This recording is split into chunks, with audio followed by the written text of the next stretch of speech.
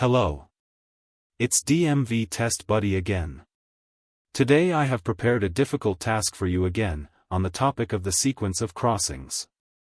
The difficulty of this task is evidenced by a low percentage of correct answers, identified during the preliminary poll. Only 29% of the voters were able to solve the problem correctly. Let's try to see how quickly you can solve this problem. So, look carefully at the screen. In this task, you need to find out who will be the first to pass the intersection. The following answer options are available to choose from. A. Beige car. B. Red car. C. Blue car. D. Will pass according to the agreement. I give you 10 seconds to answer this question.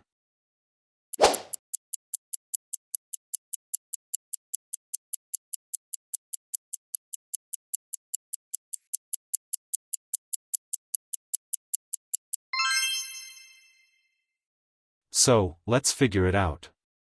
The image for the task shows 3 cars simultaneously approaching a T-shaped intersection.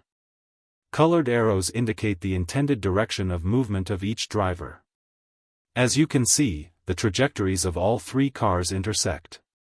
To determine who will be the first to cross the intersection, it is necessary to carefully analyze the situation.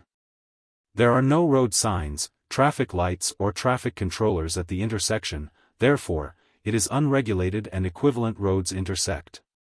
In such cases, drivers are required to follow the rules for driving through unregulated intersections. According to it, in the absence of railway transport, the driver must give way to cars approaching from the right. Let's apply this rule to our situation.